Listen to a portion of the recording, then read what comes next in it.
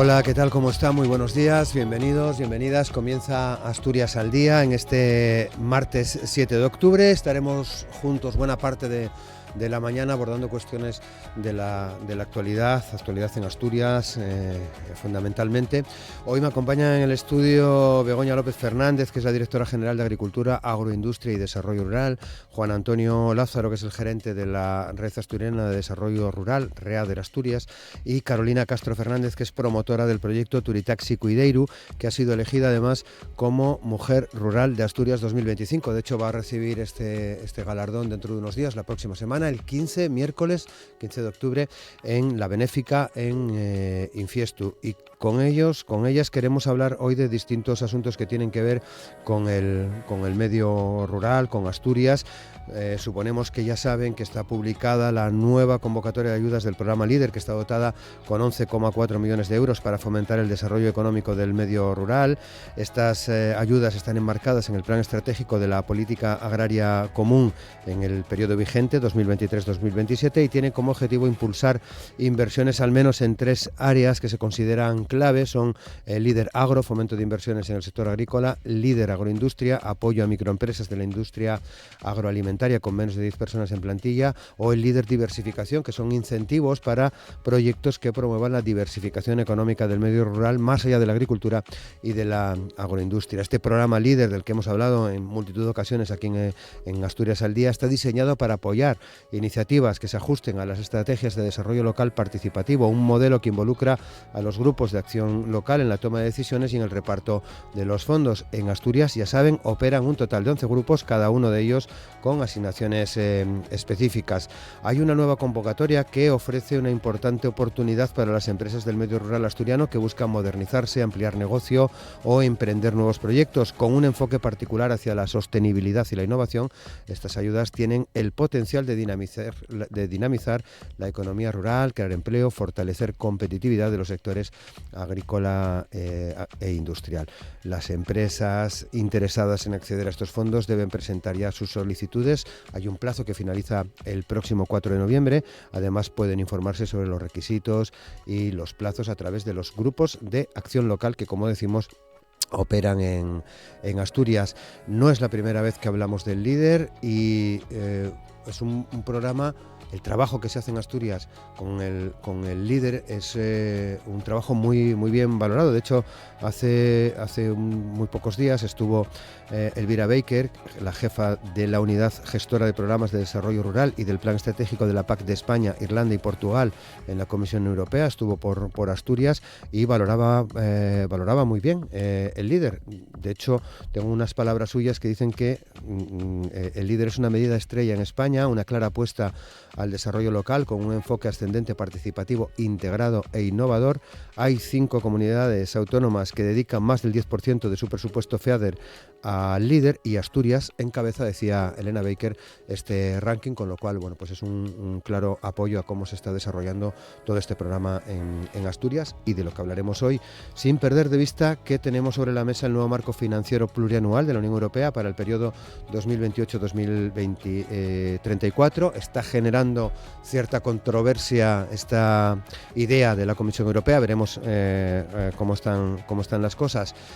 Y como decíamos al principio, nos acompaña hoy Carolina Castro Fernández, promotora del proyecto Turitaxi Cuideiru, que ha sido elegida como Mujer Rural de Asturias en 2025.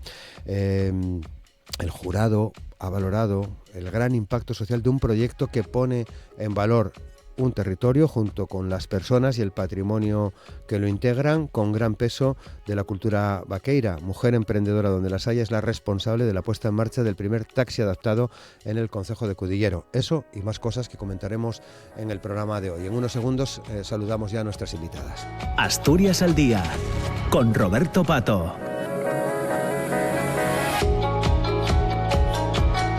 Y con Amor Argüelles en el control de sonido, saludamos a Begoña López Fernández, a Magali, directora general de Agricultura, Agroindustria y Desarrollo Rural. ¿Qué tal? ¿Cómo estás? Buenos días. Bienvenida de nuevo al programa. Encantada de estar aquí con todos vosotros. Muchas gracias. Saludamos también a Juan Antonio Lázaro, gerente de Reader. ¿Qué tal? ¿Cómo estás? Buenos días. Encantado de estar aquí de nuevo. Muchas gracias.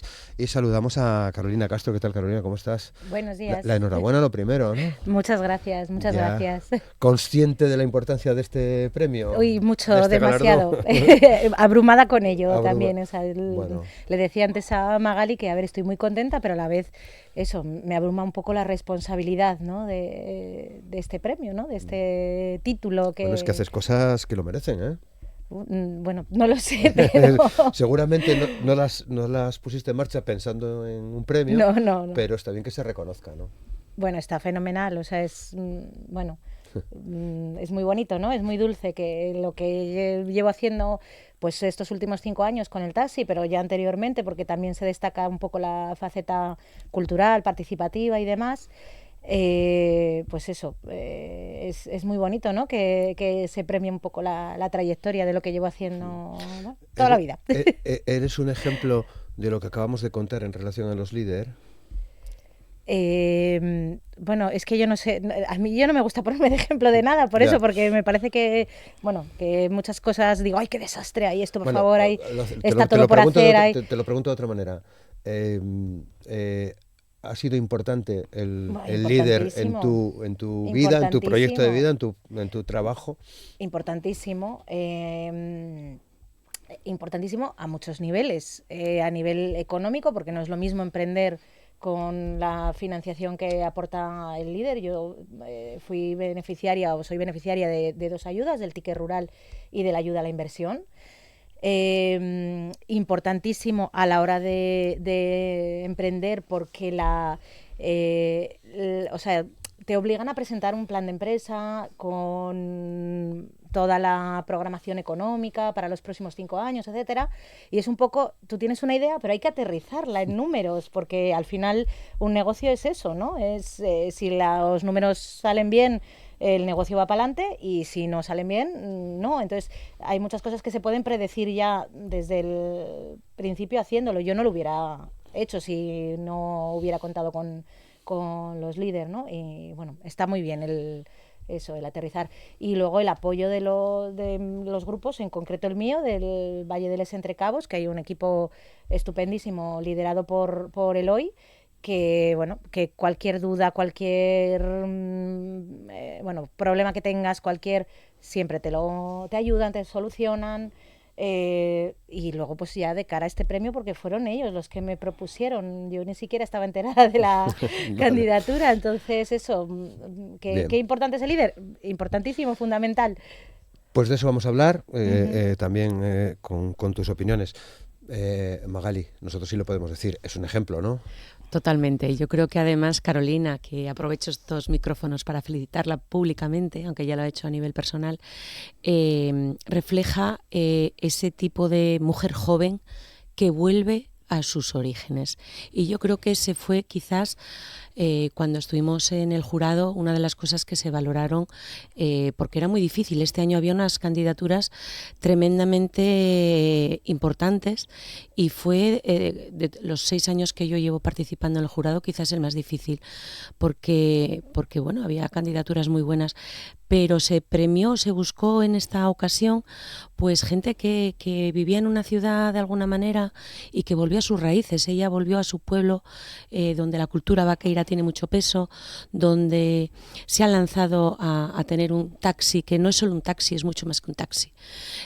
Hace rutas 24 horas, porque luego por la noche lleva a los jóvenes y los trae de las fiestas para que puedan salir, que es algo que en una ciudad parece que es muy cómodo, tenemos autobuses, pero en los pueblos no es tan fácil, no todo el mundo tiene el vehículo para desplazarse, y esa seguridad, aparte de estar en diferentes asociaciones y promover, creo que ella tiene un perfil muy necesario en el medio rural, y estamos muy contentos de que lo haya conseguido, porque bueno, ojalá tuviéramos muchas Carolinas en el medio rural asturiano.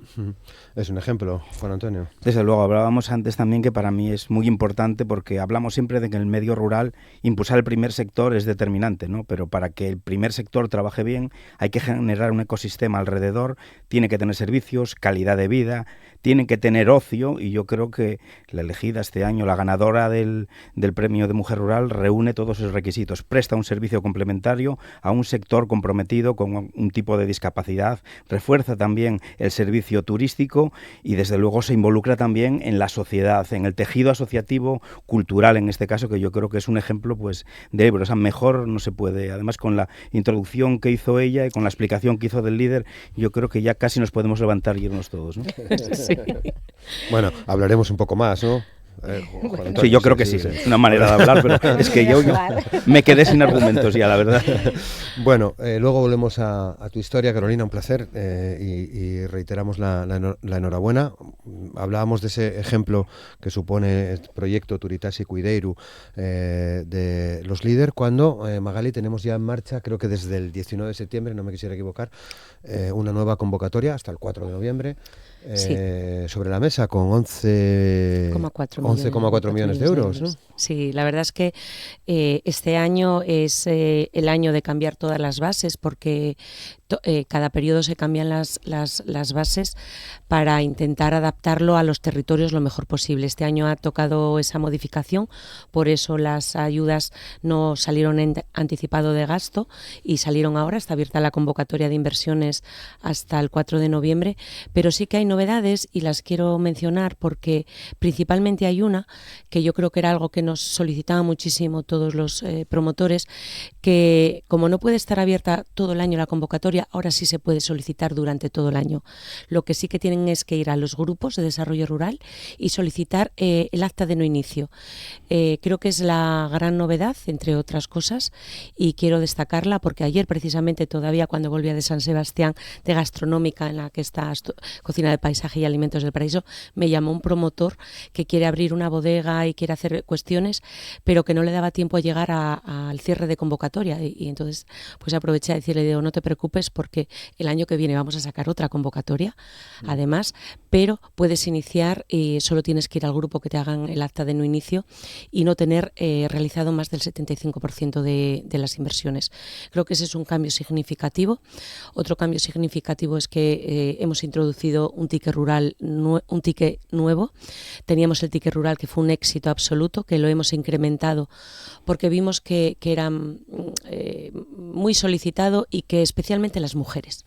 Y teníamos que reforzarlo, lo hemos subido hasta 50.000 euros. Tiene que reunir un montón de requisitos, pues variados, mujeres que estén alejados de las ciudades, donde hay más dificultades, pues más apoyo van a tener. Y el ticket nuevo del emprendimiento viene acompañado de un ticket para que quien quiera crecer pueda contratar. Ese ticket está apoyado con 20.000 euros y estamos recogiendo ahora los resultados de los 11 grupos que tenemos repartidos por todo el territorio, porque la convocatoria de los tickets rurales y el ticket del emprendedor ya está cerrado. Ya sabemos, tenemos datos encima de la mesa, pero no los tengo todos. Pero yo creo que es un éxito absoluto y creo que, por lo que me dicen, que vamos a tener que poner ahí más dinero porque se agota. O sea que novedades en esos dos aspectos, hay alguna más, pero sí, fundamentales estas dos que nos acabas de comentar, ¿no? Sí. Esas tres. Porque yo creo que era importantísimo que la gente pueda hacer y empezar sus proyectos vitales sin tener que esperar la convocatoria. Claro. O sea que es una forma de aplicar aquello que os dicen, ¿no? Sí. Y que el reglamento nos permite. Porque permite. A veces el reglamento está encorsetado y quisiéramos hacer cosas que no se permite, pero en esta ocasión era algo muy demandado y que el reglamento 23-27 nos lo permite, y así lo hemos trabajado con todos los grupos líder, que quiero decir desde aquí abiertamente que tenemos no dejan de ser unas asociaciones que colaboran con el Gobierno del Principado de Asturias, pero que trabajamos muy bien con todos los equipos y con la administración. Creo que tenemos un equipo ahora mismo de trabajo que eso es lo que nos permite ir a la cabeza nacional en esta medida. Importantes modificaciones Sí, y novedades. Desde luego, lo que ocurre en este caso es que tiene que haber una mecánica, una sincronización muy buena entre los grupos de desarrollo rural y la consejería. Y en este caso tenemos un nexo que es Nacho, el jefe de servicio, que nuestras demandas, que muchas veces pueden parecer disparatadas o que antes parecían imposibles, él las transforma en realidad. Siempre atendiendo a la legislación vigente. Yo creo que el cambio que dijo Magali para nosotros es muy importante. Siempre demandábamos constantemente esa ventanilla abierta, porque los proyectos no pueden esperar. Si hay que plantar manzanas en determinada época, hay que plantar en esa época. Si yo tengo que arreglar el restaurante para hacer más caja de cara al verano, yo la inversión la tengo que iniciar antes, ¿no? Y el estar condicionado a una convocatoria que puede variar un poco de un año a otro, eso para mí es la gran ventaja. Y luego, ajustar el ticket del autónomo rural entre 25 y 50.000 euros, atendiendo a la idiosincrasia y no a una tarifa plana. Y ese otro ticket de empleo que nos estaban pidiendo para permitir el crecimiento de los autónomos que están trabajando, yo creo que son 3 medidas que se ajustan perfectamente a las demandas que nosotros tenemos y creo que va a ser bueno al final de lo que se trata, que sea bueno para los promotores y para las promotoras y esa economía rural que necesitamos sacar adelante para que los pueblos sigan teniendo vida y futuro. Claro, de todas formas, los 11 grupos de acción local están muy engrasados. Funciona muy muy bien, ¿no? Sí, la verdad es que... Ya tienen un bagaje importantísimo, ¿no? Sí, ayer coincidí con otros directores en gastronómica y siempre sale el tema del líder y siempre sale el mismo tema. Que bien estáis en Asturias, que bien trabajáis y sois una envidia para el resto, porque es así, porque ahora están cumpliendo muchos de ellos el 25 aniversario, eso quiere decir que llevan 25 años pisando mucha calella, pisando mucho camino, conociendo cada necesidad de cada persona que llega al territorio, pero también de los que viven allí, por supuestísimo. Y yo creo que ese brazo ejecutor que la Administración, a través de ellos, tenemos en el territorio, como bien decía mi querido Juan Lázaro, gerente ahora de la red rural, es fundamental. Yo creo que si no trabajáramos de la mano, los resultados que tenemos encima de la mesa no serían los que son. Desde luego, ¿no? Estamos de acuerdo en eso, ¿no? Es muy importante, sí, porque nosotros tenemos mucha capilaridad, conocemos el terreno, pero también necesitamos ser escuchados y ser queridos también, ¿no? Y yo creo que desde hace unos años, desde que llegó Magali, esa inercia ha ido a mejor cada vez y yo creo que la sincronización, lo dicen además todos los grupos de desarrollo rural, todos los directores generales, el ejemplo de Asturias es bueno en muchos sentidos, pero yo creo que si no existiese esa colaboración, si no existiese ese apoyo, pues no, el trabajo no sería así. Y las palabras que dijo antes la ganadora del Premio Mujer Rural de este año lo corrobora también, ¿no? El apoyo, en este caso de Eloy y todo su equipo que tiene ahí en Esba Entre Cabos, ese es el resultado final. O sea, no sirve de nada que tengamos muchos recursos, no sirve de nada que no trabajemos bien, si no tenemos ese feedback, ese retorno que se traduce en las palabras de la promotora, y eso es lo que realmente nos indica que estamos cumpliendo bien nuestro trabajo. Claro, Carolina, porque en tu caso, en el grupo en el que estás, todo facilidades a la hora de poner en marcha tus proyectos. ¿Cómo empezó Así empezó tu iniciativa, ¿no? Nos decías, intentando cuadrar números, que todo cuadrase. Claro, yo vi que se traspasaba una licencia en Cudillero de un compañero que se jubilaba, de José Ramón, y entonces fui a la oficina de la Cámara de Comercio, a la antena de Luarca, que también está Silvia Pérez, que es muy profesional y muy buena. O sea, Silvia es un portento, ¿eh? A ella le pareció bien y me dijo, mira, deberías consultar, llama al grupo del Valle de Les Entrecabos, porque están próximas a salir las ayudas del líder y yo no sé si en esta actividad que quieres tú hacer habrá alguna línea que lo lleve o no, porque claro, también no se cubre todas las actividades, pero bueno, tú llama e infórmate. Entonces, bueno, pues yo llamé y me informaron muy bien desde el principio, me dijeron que sí, que para taxi había ayuda siempre que fuera adaptado para personas con movilidad reducida, que en mi caso pues como que completaba el proyecto, ¿no? O sea, yo ya tenía pensado poner un monovolumen o una furgoneta por el tema de las rutas turísticas, que yo ya lo tenía en mente. Y entonces, bueno, el poder dar servicio a un grupo más amplio, a este sector, pues era, bueno, completar el proyecto. Y bueno, pues eso muy bien, desde el principio me asesoraron, me pidieron toda la documentación que necesitaba. Supongo que luego ellos, o sea, porque yo recuerdo cuando cuando presenté la solicitud, que yo luego lo llamé la gincana del papeleo, porque yo vi en la página del Valle de Les Entrecabos todo lo que pedían, y entonces ahí estuve pin, pues eso, elaborando todo lo que se necesitaba, solicitando lo que, todas las cosas, tal, sí. Y luego a mayores me pidieron muchísimas cosas también, que yo entiendo que eso es la manera que tienen ellos de apoyar el proyecto, ¿no? O sea, es decir, me van a pedir más cosas desde la administración, entonces yo te las voy a ir ya solicitando para que no haya problemas, porque me parece interesante tu proyecto y esto hay que hacerlo, Claro, ¿no? ¿No tenía relación con el mundo del taxi entonces?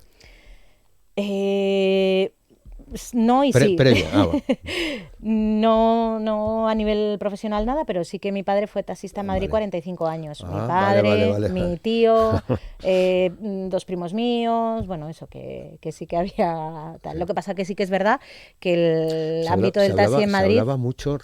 Se hablaba mucho de los taxistas asturianos en Madrid.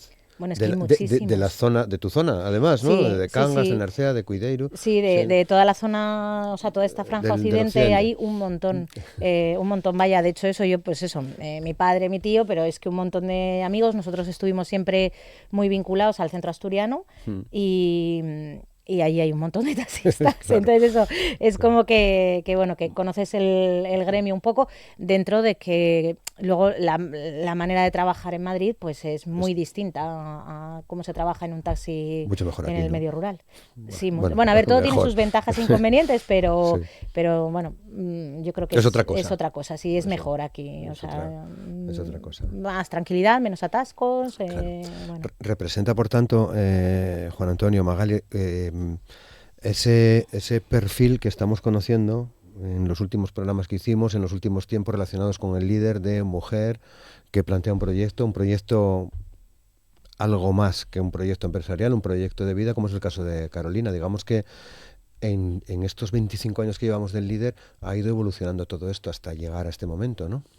Pues sí, yo creo que ella, Carolina, marca ese tipo de evolución y la verdad que es una satisfacción poder acompañarla, porque es verdad que la carga burocrática es compleja. Bueno, y una ley simplifica por ahí, ¿no? Sí, y además es una de las novedades que planteamos para el 2026, la simplificación de los costes, entre otras cosas. Creo que ahí también vamos a avanzar bastante. Y lo decía muy bien Carolina, el tener alguien que te ayude, que te aconseje, que te asesore y que te acompañe, porque emprender no es fácil y hay que ser valiente.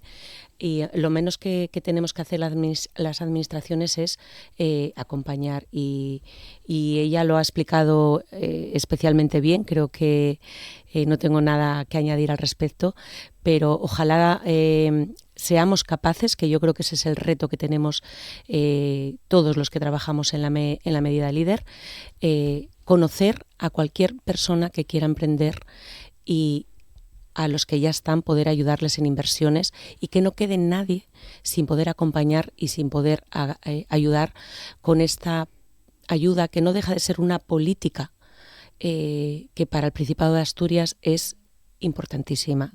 No en vano, de todo el dinero que viene de la Comisión Europea para la Consejería de Medio Rural principalmente, le dedicamos el 25% para que llegue a personas como Carolina. Claro. A ver, yo creo que es muy importante también otro dato que aportó Carolina, ¿no? Que es que nosotros desde que llegué a la red tengo una obsesión que es buscar la coordinación de todos los agentes que trabajan por el desarrollo rural, por así decir, de las zonas, ¿no? Y el ejemplo que dijo ella con Silvia, que es una antena de la Cámara que está en Luarca, me parece un ejemplo, paradigmático y un ejemplo bueno de lo que tiene que ser el trabajo. Hicimos un inventario cualitativo y cuantitativo de todos los agentes que estamos trabajando por el desarrollo rural en Asturias, ¿no? Y detectamos que existía, no vamos a decir cierta descoordinación, pero sí muchas veces desconocimiento. Y nada más llegar también a la red, lo primero que me propuse es hablar con el anterior director de emprendimiento, Nacho, y estoy pendiente de una reunión ahora con la nueva directora, para coordinar todas esas ayudas que hay desde desde del emprendimiento, desde la Consejería de Ciencia y todas las ayudas que nosotros tenemos, ¿no? Es decir, dentro del abanico que tenemos, puedo decir, además, sin ningún lugar a dudas, que lo que es el emprendimiento en el medio rural asturiano a escala estatal es el que mejor ayudas tiene y probablemente el que mejor servicios de asesoramiento haya. Con esa coordinación, como ocurrió en el caso que estábamos hablando aquí ahora, nos damos cuenta que hay muchas oportunidades y que muchas veces con un poco de coordinación llegamos a lo que más nos importa, al promotor o promotora. Eso es lo más importante. Tiene que haber una comunicación entre aquella gente que tiene que emprender en el medio rural y entre todos los servicios de apoyo y las ayudas que hay. Y yo creo que poco a poco los estamos consiguiendo. Además, es un apoyo y un ecosistema desigual, porque en algunas zonas hay agentes de desarrollo local que trabajan con muchos más recursos, hay antenas de la Cámara, pero los grupos estamos presentes en todas. Yo creo que utilizar los grupos de desarrollo rural, como se está haciendo, como epicentro de lo que es el emprendimiento en el medio rural, es un gran acierto y los resultados ya se están viendo. Bueno, quería incidir un poco más en el ticket del autónomo rural, que era una de las novedades, porque ha sido espectacular su crecimiento, ¿no? La verdad que sí. Lo que te decía, estábamos buscando los datos de esta convocatoria y yo creo que no los tenemos cerrados todavía.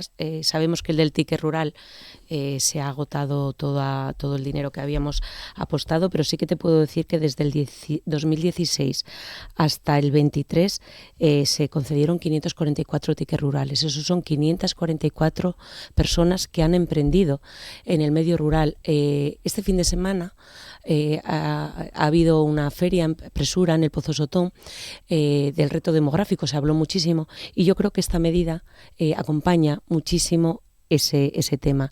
Y se hizo en Asturias principalmente porque se está revirtiendo y se está revirtiendo por muchas medidas transversales, pero Líder tiene mucho peso ahí y yo creo que el ticket rural y además con el incremento que le hemos puesto va a ser un incentivo total porque, como os decía antes, las mujeres acuden mucho a ello y no hay medio rural si no hay mujeres.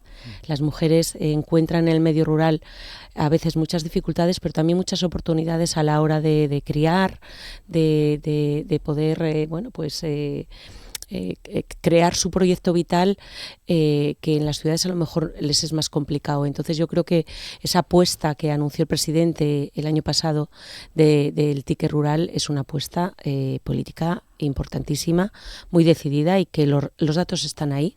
Estoy deseando que ya los grupos me pasen los datos de esta convocatoria para poder contarlo, pero yo creo que es un éxito y estoy muy contenta, la verdad. Claro, Carolina, tú eres ticket rural, ¿no? Sí. Para entendernos, ¿no? Eres una de Sí. esas personas, 500 y pico personas, ¿no? Uh-huh. ¿Cómo lo valoras? Bueno, eso muy positivamente.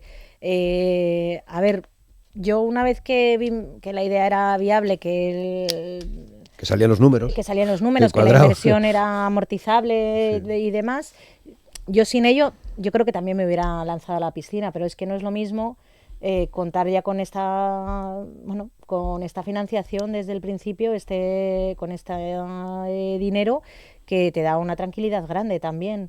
Sí que es verdad que yo en mi caso desde el minuto cero ya estaba trabajando y facturando más o menos. Tuve ahí porque yo empecé, mi convocatoria fue la de la pandemia y entonces yo empecé en septiembre, que sí que había sido el verano muy potente en Cudillero y todavía quedaba ahí un coletazo, octubre bueno, pero noviembre fue cuando no nos confinaron, pero hubo la segunda ola y cerraron todos los restaurantes y demás y hubo momentos que yo estaba ahí en la parada y era como si hubieran tirado una bomba de neutrones. Vaya inicio de proyecto, ¿no? Porque no había nadie en Cudillero y era como, madre mía, y yo me metí en esto, bueno, tal. Sí que la buena suerte que tuve es que desde el Líder a mí me completaron el proyecto con el taxi adaptado y yo antes de trabajar ya tenía un contrato con el centro de día de personas mayores de Cudillero. Entonces era también la tranquilidad de decir, bueno, yo los mínimos de todo lo tengo ya cubierto con esto, entonces, bueno, pues a ver, vamos a esperar a ver qué pasa, vamos a tal. Entonces sí que, que el tener eso, esa ayuda. esta posibilidad y Claro. luego aparte la ayuda, claro, que hace los inicios mucho más fáciles, ¿no? Más llevaderos de cualquier empresa. Es que no es lo mismo exponer tus ahorros y demás y que contar ahí con ese colchonín que, bueno, viene muy bien. Claro. Además es complementaria porque el ticket rural se puede solicitar, pero es complementaria con con la de inversiones, con el ticket del empleo. Yo creo que aprovechando estos micrófonos, a veces en las ciudades se conoce menos esta línea y creo que puede haber mucha gente que viene del medio rural, que puede emprender en el medio rural y que quiere vivir en el medio rural porque hay una inercia, hay un cambio y que estas ayudas le pueden servir no solo pensando solo en el ticket rural o solo en la ayuda de inversiones, se complementan. Creo que esto es importante decirlo. Sí, sí. Decías, no hay medio rural sin mujer, es evidente que ha ido cambiando ese perfil de personas que trabajan con un líder. De hecho, Carolina es un ejemplo, pero además tienes ya una trabajadora, también me decías, ¿no? Sí. ¿Cómo es tu proyecto en ese sentido y cómo ves el papel de la mujer en tu medio, en el medio rural? Pues, a ver, el contratar a una persona para mí se vio como una necesidad ya en 2021, sobre todo el verano, que fue cuando un poco se abrió ya y empezaron a haber, bueno, fiestas como tal no había, porque todavía no había, pero sí que hubo mucho movimiento juvenil, digamos, ¿eh? O sea, donde, pues, San Roque Noviñana, pues no había San Roque, pero ellos se reunían igual y hacían sus cosas. No había convocatoria oficial, digamos, ¿no? No, es Ahora que no hemos podemos quedado decir, aquí ya para una pasaron acampada, 5 digo, vale, años, ¿no? vale. Sí, vale, sí. No era el único sitio donde había Claro, esas y yo lo convocatorias. entiendo, a ver, Normal, es que, o sea, creo que para la juventud Bueno, pues hay una generación que está tal. totalmente marcada, ¿no? Claro, por es que... Bueno, todos estamos, ¿no? Pero Sí, especialmente... pero yo creo que los que les cogió en plena adolescencia, que es la época de eso, de socializar, de los viajes de estudios, en de fin, de un montón de salir, cosas que no de pudieron tal, hacer, sí. claro, es tal. Entonces yo ese verano ya vi la necesidad de que, claro, yo no puedo trabajar de noche y a las 9 de la mañana estar cargando el viaje, o sea, la ruta del centro de día. Entonces, bueno, yo veía que era necesario meter a alguien. Y bueno, entonces eso, en 2022 contraté a María Fernández, que trabaja conmigo. Ya, a ver, yo la conocía de antes, éramos amigas de antes y tal, entonces para mí era una persona que me ofrecía confianza, por un lado, porque claro, no le vas a dejar un coche a cualquiera por ahí y tal, y no el coche y lo que va con el coche, o sea, yo con María estoy muy contenta porque trata muy bien a la gente, es muy amable con todo el mundo, con los clientes, con todo el mundo. Trabaja muy bien con la gente con necesidades pues eso, de movilidad y demás. El trabajar el taxi en el medio rural implica también que, a ver, te da mucha seguridad porque todos los clientes más o menos son conocidos, ¿no? Pero a la vez, claro, tienes esa responsabilidad, ¿no? Claro, son conocidos y hay que tratarlos bien porque quieres que sigan viajando contigo, ¿no? Y luego hay gente mayor que precisa de servicios que van más allá de un traslado, ¿no?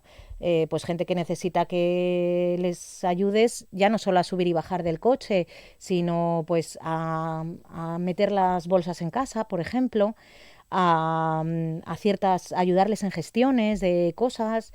Entonces, bueno, en todo eso estamos ahí y para mí, o sea, entiendo que a mí me daría igual que fuera un chico o una chica el que trabajase conmigo, pero tiene que tener unas características de personalidad que encajen bien con este tipo de trabajo, ¿no? Que trate bien a la gente, que se implique, o sea... Pero ves que es la mujer la que tira en el medio rural.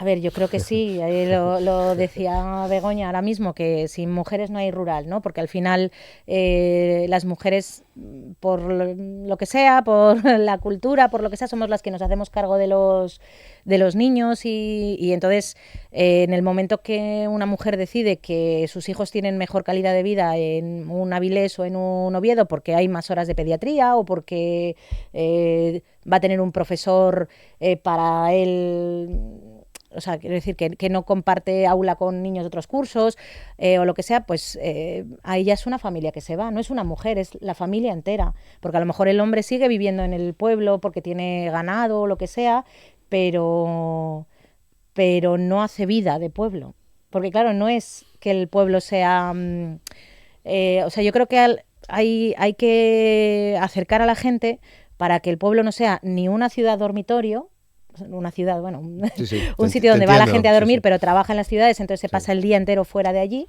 y que tampoco sea lo contrario, ¿no? Que vaya la gente, pues eso, a atender el ganado que tenga por ahí por los prados o el monte, lo que sea, y a las 8 pues se vuelva para Oviedo, por ejemplo. Entonces yo creo que eso, que hay que hacer pueblo, hay que, pues eso, estar con tus vecinos, tomar algo en el bar con la gente del pueblo, tal. Que yo, por ejemplo, es algo también que echo de menos porque no tengo mucho tiempo, y eso, siempre hemos sido mucho de visitar a las vecinas de la Rondiella y demás, y ahora pues es como muy... Ahora cuesta un poco más. Cuesta un poco más, pero bueno, ya el año pasado hicimos ahí unas reuniones en la escuela que tenemos que retomar ahora por el invierno, que presta. Claro. Ahí los filandones. Lázaro. Yo creo que lo que está diciendo es la clave un poco de todo este círculo, si quieres, que es, ¿no? Yo creo que hay una teoría de los sistemas en el cual los sistemas del medio rural tienen que ser autosuficientes, aunque si te relaciones entre ellos y dependan parcialmente del gran sistema, que es el sistema urbano del eje Oviedo-Gijón-Avilés, yo creo que tienen que generar lo que acaba de decir ella ahora. Tiene que generar algo más, que tiene que tener servicios, evidentemente, tienes que tener una buena vivienda, pero tienes que tener también la posibilidad de poder trabajar y de vivir allí. Si no combinamos esos tres factores, todo lo que hagamos, esos movimientos pendulares, como decía ella, a mí no me gusta. Yo tengo el bar o vivo aquí, pero no hago vida aquí porque luego me voy a Avilés, luego me voy a Gijón, luego me voy a Oviedo, ¿no? Y yo creo que en la base de ese crecimiento es donde está el trabajo del líder, ¿no?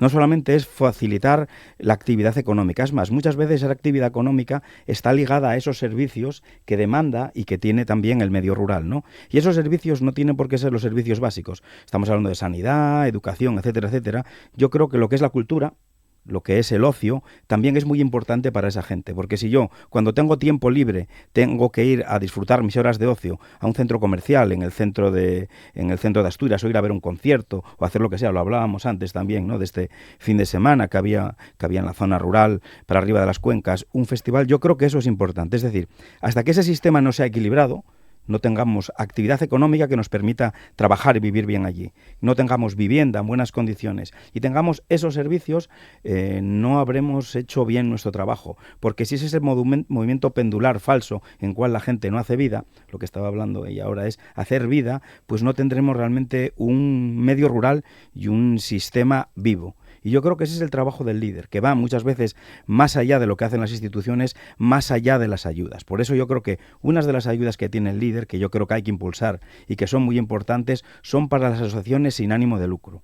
Esas asociaciones, yo fui gerente durante mucho tiempo en el Bajo Nalón, por ejemplo, allí el papel que hacen las asociaciones vinculadas al deporte es determinante y hacen un trabajo dentro del tejido social muy destacado. Y hace poco tuvimos unas jornadas en la zona de Navia-Porcella, en Tapia de Casariego, y nos dimos cuenta que para las personas con capacidad el trabajo que hacen EDES y otros colectivos que había por allí es determinante. Es decir, cuando la sociedad se moviliza, cuando la sociedad tiene arraigo, es cuando realmente podemos hablar de un medio rural vivo. Tú puedes ser muy productivo, tener las mejores empresas, pero como no tengas vida interna real en ese ecosistema, no vamos a hacer nada. Vale, vamos a cambiar o avanzar un poco más en otros asuntos. Mencionábamos la visita de Elvira Baker el otro día. Bueno, un gran aplauso el que dio a cómo se trabaja en Asturias, ¿no? Pues sí, la verdad que vino invitada al 25 aniversario de la red. Aprovechamos a hacer también el comité de seguimiento de PDR y PEPA que tenemos que hacer anualmente. Y no era la primera vez que venía. Tengo la suerte de decir que además ya es casi amiga. Y bueno, nos cogió el guante en el momento que le enviamos la invitación. Y es fundamental que vengan. Yo creo que el esfuerzo que hacen de venir de la Comisión Europea, con todo su equipo, que vino ella, vino Pedro, vinieron del Ministerio también, por supuesto, de ir al territorio a visitar proyectos es fundamental, porque los que estamos en los despachos, si no solo vemos pasar papeles, y no solo ver pasar papeles, es ver como una ayuda a la inversión en un pueblo, por ejemplo, de Cangas del Narcea, donde te exigen que tienes que plantar árboles en un pastizal, cuando lo que nos sobra son árboles y que no crecen a una determinada altura, es tontería. Y eso a veces hay que verlo in situ. Y Elvira se remanga y viene y lo ve, y yo creo que eso es importantísimo. Yo desde el gobierno del Principado de Asturias se agradecen esas visitas, no ocurre en todos los sitios, pero bueno, el buen ambiente que tenemos de trabajo con ellos, constante, a veces te digo que a golpe de WhatsApp ocurre, y nos atiende muy bien. Elvira es conocedora de toda la idiosincrasia que tenemos en Asturias, y desde esa perspectiva nos ayuda muchísimo, y nada, eso, que vino ya por tercera vez. Pedro viene más a menudo, y desde luego el Ministerio lo tenemos a disposición a la hora de trabajar y visitar proyectos. Y yo creo que ya la hemos tenido por el oriente, por el occidente y por el centro, con lo cual Asturias ya lo conoce bien. Ella viene además de un sistema cooperativo donde ella se formó y se forjó, y conoce muy bien el sector primario, primer sector, y creo que eso también es fundamental. No es lo mismo no conocer ese sector y hacer norma que conocerlo, y Elvira en este caso, bueno, pues ahí nos entendemos muy bien, trabajamos muy bien, y nos atiende, bueno, pues las demandas que tenemos en Asturias en la medida que puede, porque ya sabéis que el plan es nacional y es europeo, y bueno, aterrizar las necesidades por territorios es muy complejo. Y sobre todo le hemos trasladado pues las preocupaciones que tenemos de cara al nuevo periodo, porque para nosotros, bien lo sabéis, el líder es fundamental, y bueno, se ponen en entredicho ciertas cosas, y estamos trabajando para que eso no ocurra, porque salimos al territorio y no hay proyecto vital que no tenga una ayuda líder, PRODER concedida. Eso es un claro ejemplo de que el dinero está llegando, y llega con necesidades para generar oportunidades y para luchar contra el reto demográfico, que es algo que nos preocupa y nos ocupa todos los días. Y en ese caso, bueno, pues agradecer a Elvira su visita, y que esperamos tenerla aquí muchas más veces, sabiendo que deja mucho trabajo atrás para atendernos, y que luego tiene que resarcirlo en su tiempo personal. Claro, ya hace un par de semanas, 3, hicimos aquí en Asturias al Día con representantes de los partidos políticos, hablamos de la PAC, de la Política Agraria Común, de lo que se está hablando de cara a ese nuevo marco financiero, que es evidente que existe preocupación. Sí, lo existe, pero bueno, nosotros nuestra posición es clarísima. Se tiene que venir desarrollando como está. El sector agroalimentario es clave. O sea, yo siempre digo que lo primero que tenemos que hacer es comer, y luego viene todo lo demás. Entonces yo creo que bueno, no debería de tocarse. Es nuestro planteamiento. Mi consejero, en todas las reuniones que tiene a nivel ministerial, y así lo traslada también a Europa, es no tocar, y si se toca, para mejorar, no para quitar fondos europeos, porque no nos lo podemos permitir. Está claro, ¿no? Sí, claro. Además, aquí es un tema, yo creo que es unánime, ¿no? Salió el consejero, nuestro consejero, de los primeros a salir posicionándose en contra de la PAC, pero luego también la oposición y todos los partidos políticos, porque desde luego para España, para el primer sector, el modelo que se plantea a futuro, una primera propuesta, bueno, ya segunda propuesta, que va afinando un poco más, haría insostenible todo el sistema, y choca mucho con los principios básicos de la Unión Europea, ¿no? De cohesión, de solidaridad y demás, porque estamos hablando de que la soberanía alimentaria era muy importante, y esto es un mazazo directo a lo que es la PAC, ¿no? Como bien dijo ahora Magali, lo primero que tenemos es comer, ¿no? Y si dos de los paradigmas básicos de la Unión Europea era la soberanía alimentaria y la soberanía energética, con esto estamos chocando un poco contra ese paradigma, ¿no? Y nos estamos dando cuenta que, vale, de acuerdo, la defensa ante los problemas que hay ahora en Gaza, sobre todo en Ucrania, y el tema de la inmigración es importante, pero eso no puede ser una causa que nos haga olvidar del otro. Yo creo que esta primera propuesta es bastante desafortunada en ese sentido. Bueno, Europa es rural también. Efectivamente, claro, eso no lo debemos olvidar. Pero ¿cuál es el problema? El problema es que, haciendo una abstracción, los votos y la gente están muchas veces en las ciudades, ¿no? Y los núcleos de poder y de toma de decisión hay que descentralizarlos en ese sentido. Lo que no podemos convertir es el medio rural en el jardín de lo urbano, ¿no? Y a mí me da mucho miedo que se hable de planes, como se habla de un macrofondo con distintos planes. Yo siempre pongo el mismo ejemplo, lo escribí y lo reiteraré. Si el medio rural y el primer sector tiene que enfrentarse al medio urbano y la industria, siempre vamos a llevarlas de perder. Y yo creo que hay que ser equitativo, y si Europa es el equilibrio y la justicia, hay que darle una vuelta a esta primera propuesta porque no vamos bien orientados. Bueno, veremos a ver cómo va evolucionando, ¿no? Porque esto acaba de empezar, digamos, Magali. Sí, acaba de empezar, y por eso valoramos tanto que Elvira venga, nos vea, nos escuche, y desde luego en donde se toman las decisiones ministeriales, ahí el consejero está, lo tiene clarísimo, lo tiene,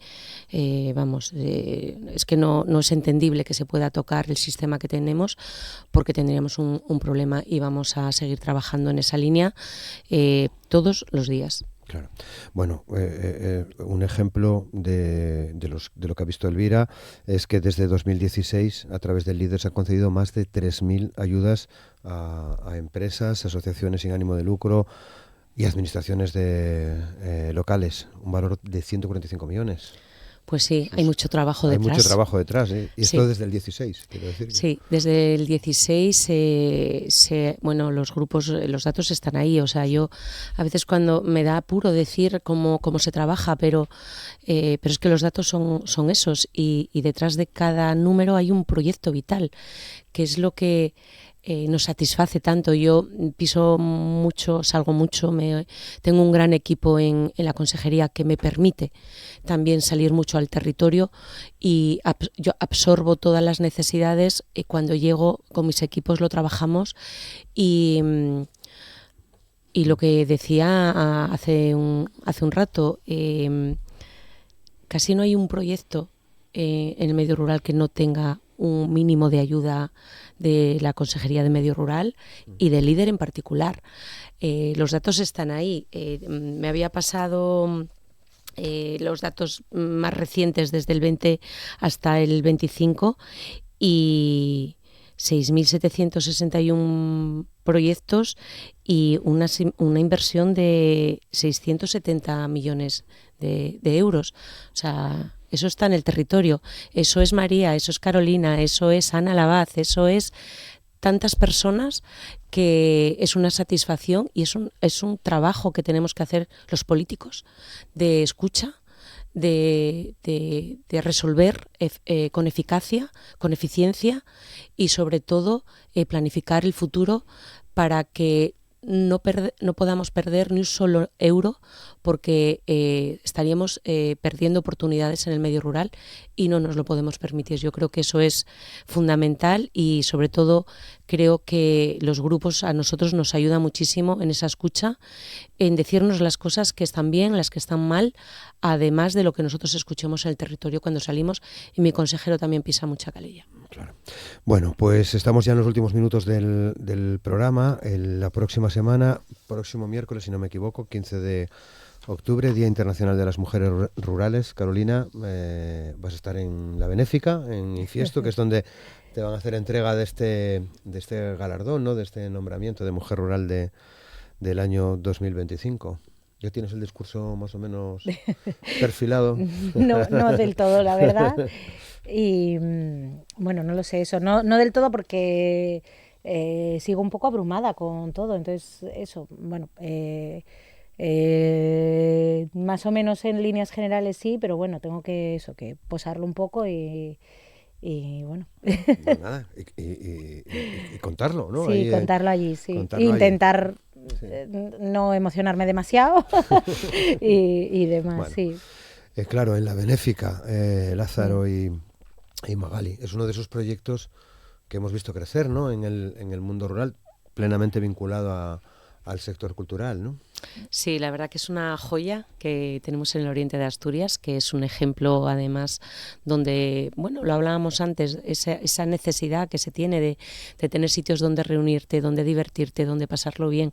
No todo está en la ciudad, y yo creo que la Benéfica nos da muchas satisfacciones. Hay un trabajo detrás de muchos años, de mucho trabajo coordinado, y bueno, ahí vamos a celebrar este año el Día de la Mujer Rural. Empezará la inauguración a las 11 de la mañana, y bueno, a lo largo del día a las 11:30 se va a hacer una mesa de construyendo un futuro equitativo en el medio rural. con Carolina Carmona Rubio, que es la presidenta de la asociación Algame, la importancia del asociacionismo de mujeres en el medio rural, y con Irene Carreño Varela, concejala de Igualdad. Y a las 11:45 habrá una mesa redonda sobre la cultura comunitaria creadora de territorio, con Antía Seijas, con Laura Lara, con Noelia Romero, que yo estoy deseando escucharlas, y esa mesa la modera Sonia Avellaneda.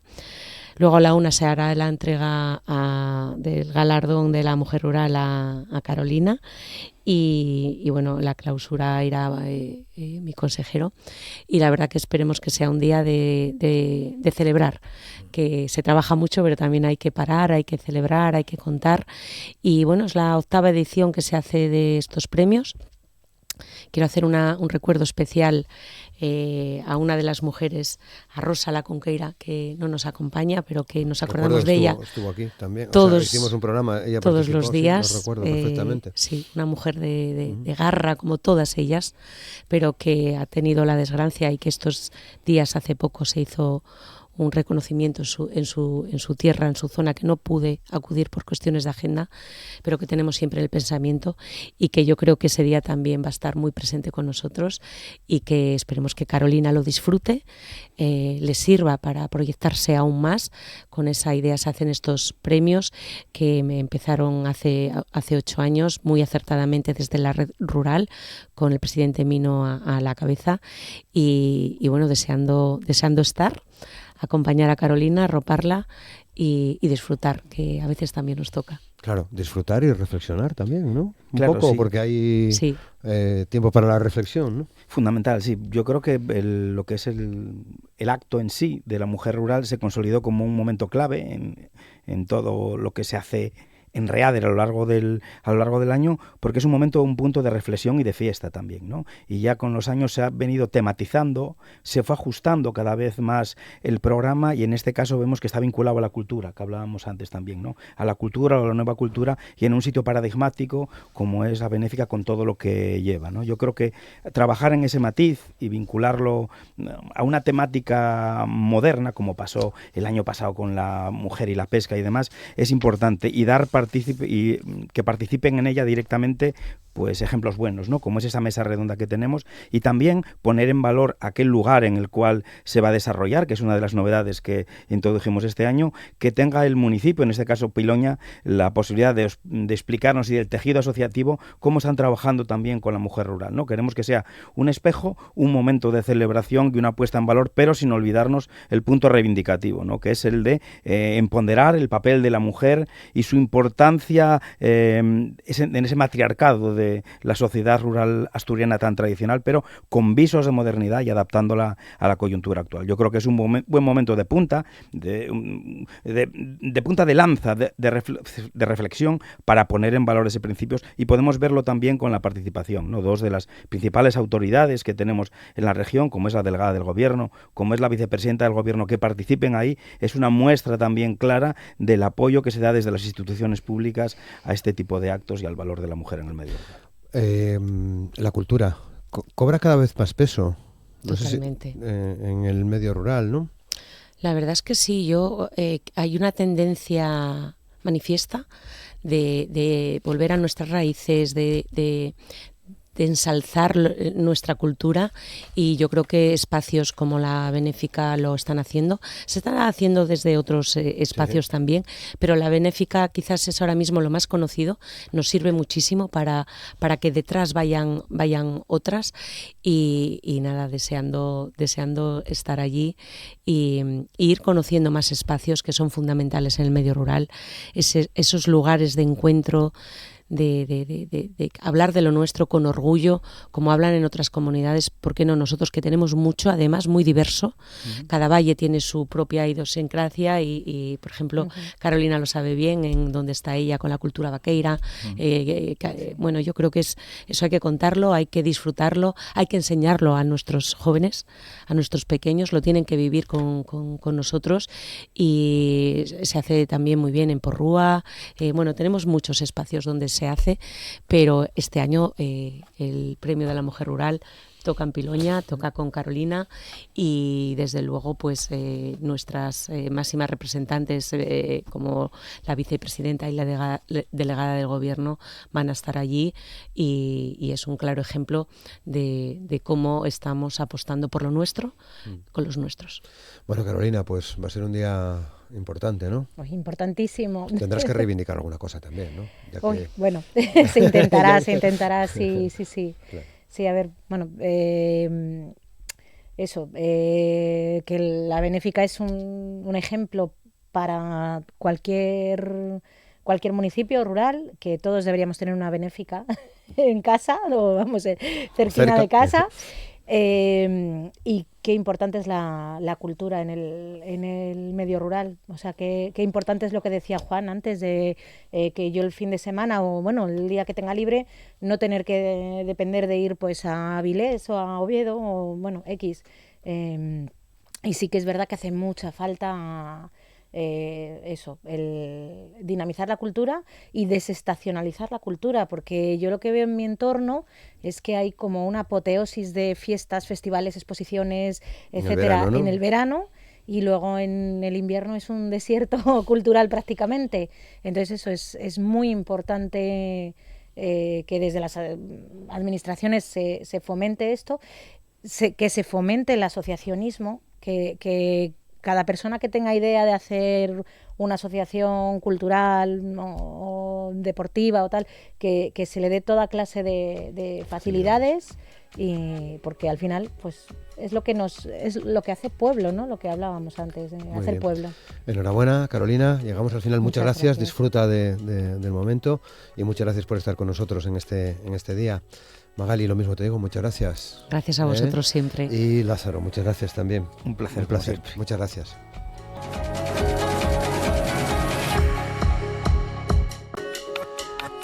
Hoy en la entrevista vamos a compartir espacio y conversación con José Manuel Paz, que ya me acompaña en el estudio.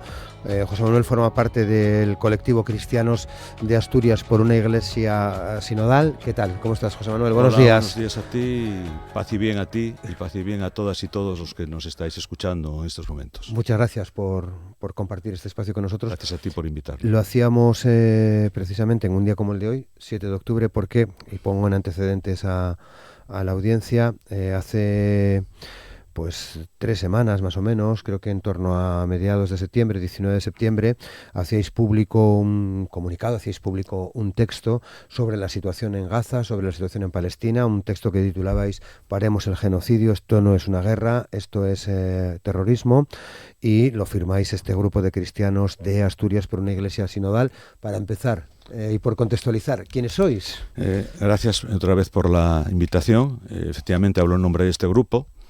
Y somos un grupo plural de cristianas y cristianos que pertenecemos a diferentes movimientos, diferentes comunidades, diferentes parroquias, algunas personas a nivel individual, que lógicamente no compartimos todas nuestras opiniones en todos los temas y admitimos la libertad de pensamiento individual, pero sí que tenemos en común una actitud de visión de la Iglesia sinodal, de acuerdo un poco con la propuesta del Papa Francisco y que se inició en el año 2021, y de acuerdo con esta propuesta entendemos la Iglesia como un conjunto de creyentes que caminamos juntos, la palabra sínodo viene de ahí, de caminar juntos, en una actitud de escucha mutua, de diálogo, de colaboración y de corresponsabilidad dentro de la Iglesia, y que además queremos dar una respuesta a los problemas con los que nos enfrentamos, a las situaciones de injusticia que nos rodean en el día a día, yo diría que a todas las acciones que atenten contra la dignidad del ser humano. Y me gustaría ilustrar esto con unas propias palabras del Papa Francisco, sí, claro, que pronunció en la misa de clausura de este sínodo en octubre de 2024, y donde él decía: no necesitamos una iglesia paralizada e indiferente, sino una iglesia que recoge el grito del mundo. Y quiero decirlo, tal vez a algunos se escandalice, que se ensucia las manos para servir al Señor. Ese es un poco el origen de nuestro grupo y de nuestra acción. Claro. Bueno, pues te agradezco que vengas mucho, porque es verdad que no siempre podemos oír vuestra voz. Sí. Es verdad. No siempre es posible, ¿no? Y bueno, que hayáis tomado la decisión de querer contar esta reflexión en torno a Palestina. La entrevista podría girar sobre otros muchos temas, Sí, ¿no? sí. Pero que quizás vas a tener que venir o vais a tener otro día si os apetece. Eso lo haremos rotatoriamente, supongo, que eso es lógico. Y hablaremos, por ejemplo, del sínodo, de todo esto, Sí, del nuevo Papa, en fin. De los inmigrantes, por De los ejemplo. inmigrantes, por ejemplo, ¿no? Que es un tema que también genera cierta... Sí. incluso dentro de la Iglesia. Bien, es sorprendente en todo caso.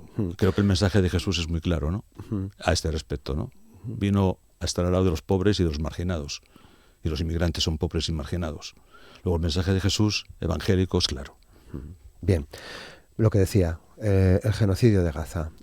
Pues al igual que seguramente la mayoría de las personas que nos está escuchando, viendo unas aterradoras imágenes por televisión, los datos que aportáis en este texto han quedado ya totalmente desfasados, porque superamos ya superamos más de los 70.000 muertos, la mayoría niños y niñas, mujeres, trabajadores sanitarios, periodistas, las personas que trabajan con la Agencia de las Naciones Unidas. ¿Nunca habéis tenido una duda en este sentido? ¿Esto es un genocidio? Ninguna duda. Mira, nosotros somos cristianos y somos antes seres humanos, ¿no? Y ya desde el primer momento, desde que empezó esto en el año, allá hace 2 años ya, ¿no? Oye, hace 2 años con el atentado de Hamás. No, bien, nosotros, aprovecho, evidentemente, como cristianos condenamos todo acto de violencia, todo acto de terrorismo, lo haga quien lo haga. Es cierto que hay una tendencia actualmente a sustituir la historia por el relato, que simplifica la complejidad del problema. Y la solidaridad con las víctimas en esta parte del mundo tendría que remontarnos aún más atrás, ¿no? Jamás comete un atentado terrorista execrable y condenable, con más de 1.100 muertos, de los cuales 700 y pico civiles, 20 y pico niños, creo que 36 niños, más o menos.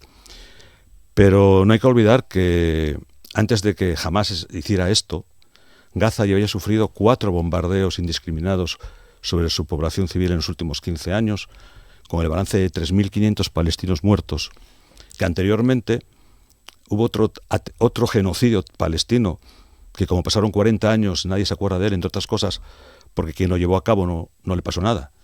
Y estoy hablando de Sabra y Chatila. Claro, fue en 1984.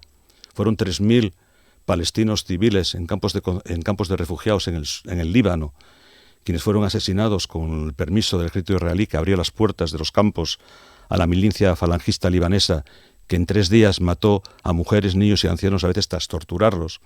Y si me remontara aún más, me remontaría al año 47-49, a lo que los palestinos llaman la primera Nakba, que es el Estado de Israel se reconoce en 1948, y en un periodo de 2 años, entre el 47 y el 49, 700.000, 800.000 palestinos son obligados por la fuerza a abandonar sus casas, sus tierras, que pasan a ser ocupados por ciudadanos judíos, y ellos pasan a vivir en campos de refugiados.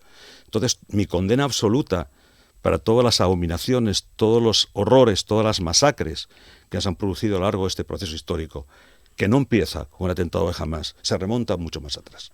Bueno, de hecho acabas de mencionar uno de los hitos, el año 48, ese año se firma la Declaración de los Derechos Humanos. Efectivamente. También, y se ¿no? incumple. Y se incumple, ¿no? Como sistemáticamente. Y, por desgracia, con el silencio de casi todo el mundo. Sí, porque resoluciones de la ONU ha habido unas cuantas, ¿no? Unas cuantas. Mira, este genocidio que te acabo de decir de Sabra y Shatila está reconocido como genocidio por la ONU en diciembre de 1982, y a día de hoy ningún participante en el genocidio, ningún responsable político, ningún responsable militar ha sido juzgado por la Corte Penal. A diferencia, por ejemplo, de lo que ya pasó en el año 90 y pico en Srebrenica, donde hubo otro genocidio bosnio a manos de los serbios, que en este caso no hubo ningún problema en juzgarlos y condenarlos. Aquí hay una doble vara de medir, siempre la ha habido. En función de quién sea el genocida y quién sea el asesinado, se actúa de una manera o se actúa de otra. Bueno, exigís en este comunicado que te trae hoy aquí, José Manuel, de Cristianos de Asturias por una Iglesia sinodal, exigís a los organismos internacionales, a los países miembros de la Unión Europea, a las confesiones religiosas, especialmente a la Iglesia en Asturias, una palabra firme, una denuncia clara, son palabras textuales. Sí, sí. Una toma nítida y enérgica de postura y decisiones coherentes. Porque entendéis que no se ha hecho así hasta ahora. Mira, primero aclararte que nosotros lo que queríamos en este comunicado hacerlo un poco especial, si te diste cuenta al leerlo, es que está argumentado en textos, y en textos que son bíblicos, textos que son algunos del Antiguo Testamento, otros que son del Nuevo Testamento, doctrina social de la Iglesia. Y hay un momento, efectivamente, de ese comunicado en el cual no exigimos a una serie de organismos de la Unión Europea y de la Iglesia también esa denuncia clara, ¿no? Si lo exigimos es porque no la hemos visto, ¿no?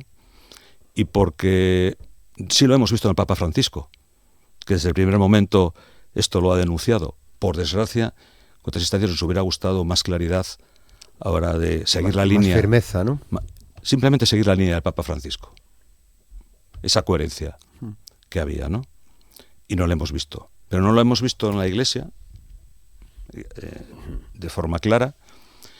Insisto, el Papa Francisco sí, pero tampoco lo hemos visto en otros organismos ni en los países de la Unión Europea.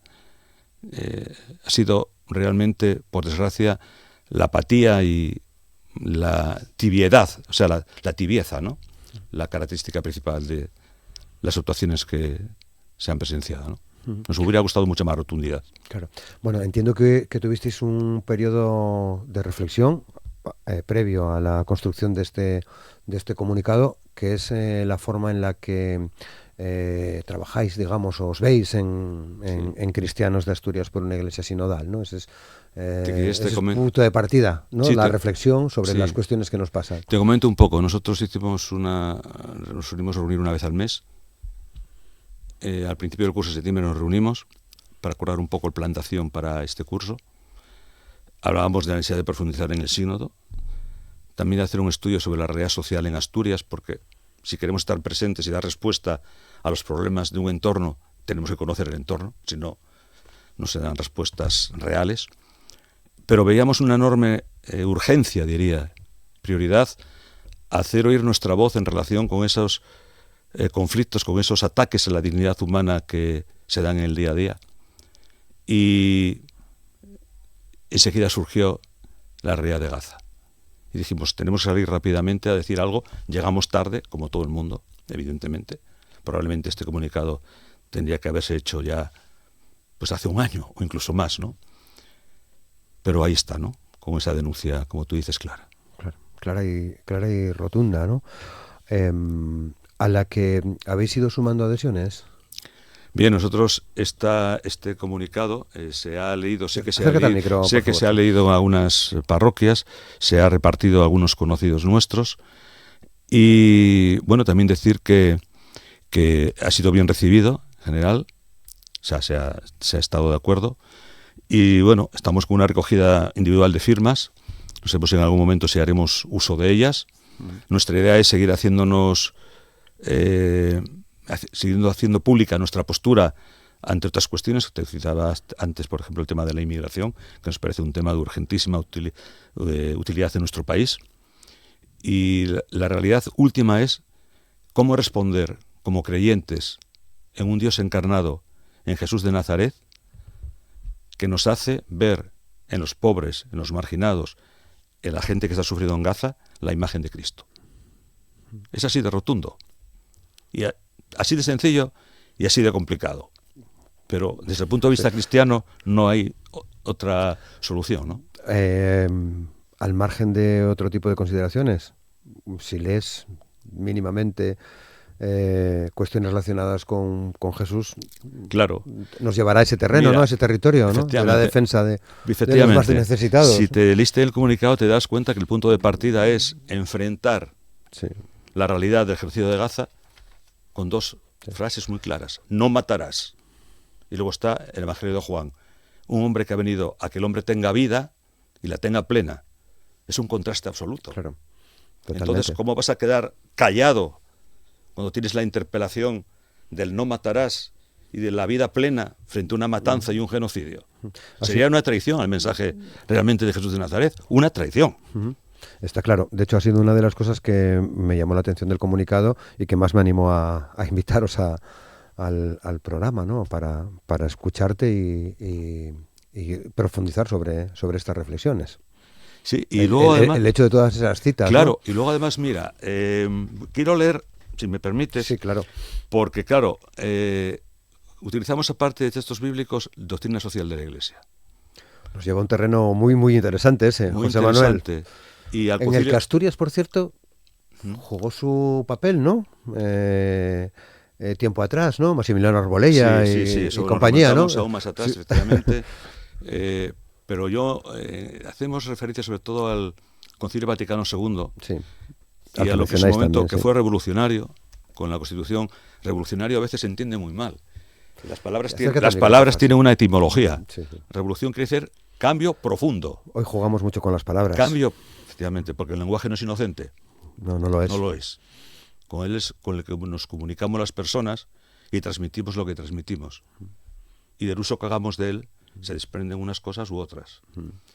Bien, decía que hacíamos uso de la Constitución Gaudium et Spes, los gozos y las esperanzas del Concilio Vaticano II, porque hay un texto que encontramos y que no puede describir mejor lo que ocurre en Gaza. Parece que está escrito a medida para Gaza, ¿no? Y dice: toda acción bélica que, sin discriminación alguna, tiende a la destrucción de ciudades enteras o de extensas regiones con sus habitantes, es un crimen contra Dios y contra el mismo hombre que se da a condenar con firmeza y sin vacilaciones.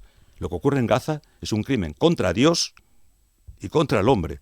¿Cómo un cristiano, un seguidor de Jesús de Nazaret, no puede rebelarse contra un crimen, contra Dios y contra el hombre? Esa es la pregunta. Desde luego. Deberíamos estar en las calles todos los días. Todos los días. Así lo hacéis, ¿no? Así lo hacemos menos de lo que deberíamos, porque mira, hay que ser realista. Evidentemente, cada vez hay más gente que suma a este movimiento, porque es tal el grado de espanto y de horror que nos transmitimos que cualquier persona con un mínimo de sensibilidad tiene que sentirse interpelada. Pero voy a hacer una reflexión, Si sumamos todas las personas que se han manifestado a lo largo de estos 2 años en Asturias, vamos a ser muy exagerados, 100.000 personas. ¿Tú sabes cuántas temporadas de fútbol se han jugado? 2 temporadas de fútbol en el Molinón solamente, en Gijón. Ha habido 42 partidos, con una media de 20.000 habitantes, espectadores. Más de 800.000 espectadores. 800.000 espectadores viendo al Sporting, 100.000 personas hablando mucho, condenando a Gaza. Parece que hay más interés en el Sporting de Gijón, que yo veo el Sporting de Gijón, Sí, no, si una cosa no quita la otra, no debería... Que en las condenas de Gaza, ¿no?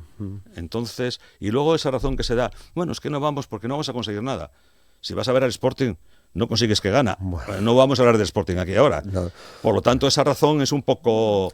Bueno, creo que se consiguen algunas... y pobre, ¿no? Se han conseguido algunas cosas, ¿no? Gracias a la movilización de se han conseguido esa sensibilización de la gente, pero yo creo que realmente lo que se debe conseguir son acciones reales de los gobiernos. Porque tal como funciona el mundo, lo mueven los gobiernos. Y los gobiernos, incluido el nuestro, vamos a decir, ¿fue un adelantado en los gestos? Pues probablemente sí. En las acciones no. Las acciones no. ¿Hasta cuándo tenemos que esperar por la ruptura de relaciones diplomáticas con Israel? Por la ruptura de relaciones comerciales, porque ese embargo de armas que llevamos 2 años esperando por él y sigue con un punto que parece que va a decir que el Estado se reserva el derecho a que en ciertas condiciones se lo puede saltar por seguridad nacional. ¿Hasta cuándo vamos a esperar que España deje de participar en competiciones deportivas en las que participe Israel? ¿Qué hizo el mundo con Sudáfrica, con el apartheid? Hacer el vacío. ¿Qué hicimos con Rusia cuando invadió injustamente Ucrania? Más o menos lo mismo. ¿Por qué no lo hacemos con Israel? ¿Qué poderes económicos se mueven ahí que impiden a los gobiernos actuar como tienen que actuar? Desde luego. Bueno, un par de cosas más, José Manuel. El próximo sábado, día 11, hay un acto en la Plaza del Niemeyer en Avilés. Durante todo el día vais a leer los nombres de los niños y de las niñas asesinados en Gaza. Sí. Va a ser el segundo intento, porque hubo un intento por hacer esto mismo en Oviedo, al final no pudo ser. Efectivamente, este acto estaba programado inicialmente para el último sábado del mes pasado.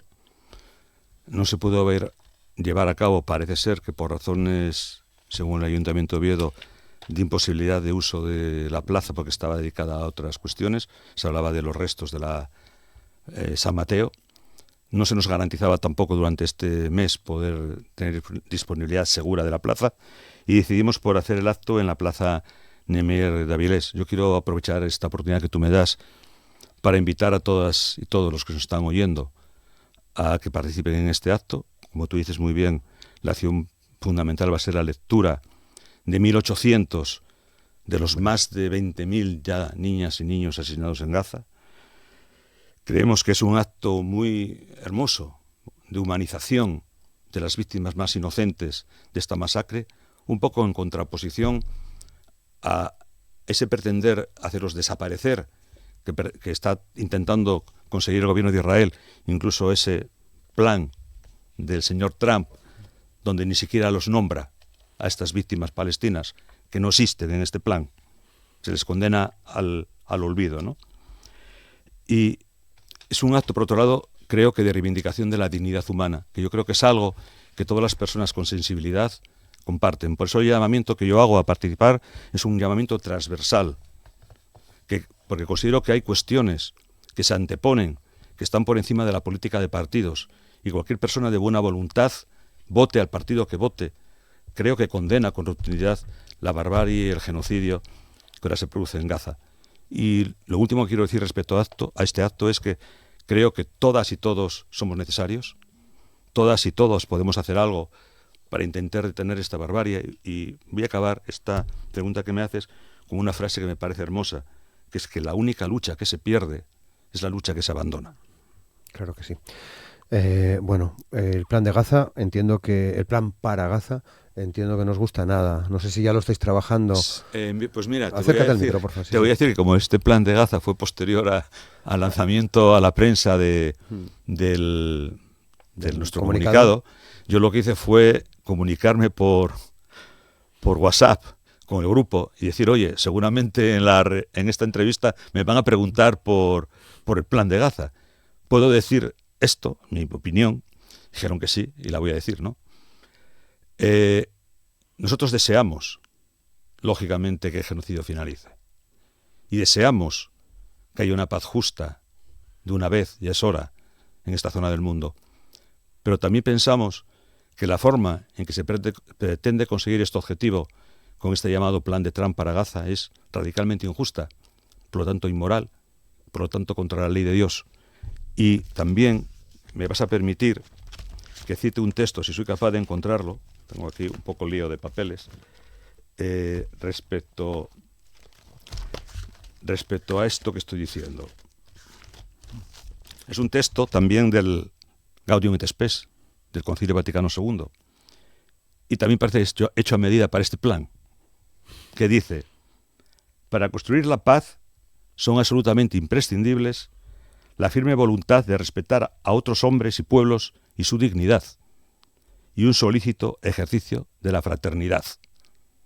Eso lo dice la Constitución Gaudium et Spes, y yo no veo en este plan, y te juro que he leído los 21 puntos más de una vez, ninguna voluntad de respetar al pueblo palestino y ningún ejercicio de fraternidad con el pueblo palestino.